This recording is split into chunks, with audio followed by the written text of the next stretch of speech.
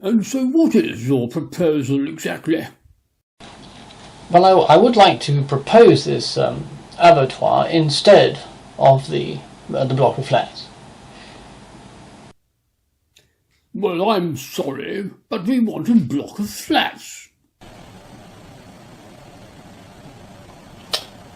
But my life's work has been leading up to this. There was no inconvenience to the passers-by from people flying out the windows with this one. I'm sorry, but we really do want a block of flats. Yes, well, that's the sort of blinkered, Philistine, pig-headed ignorance I've come to expect from you mindless garbage. You sit there on your loathsome spotty behinds, squeezing blackheads, not giving a tinker's cuss for the struggling artist. You whining miserable toadies with your colour TVs and your Tony Jacqueline golf clubs. You make me want to vomit, you excrement! Well, I'm sorry you feel that way. Yes, I'm sorry. I was a bit on edge just now.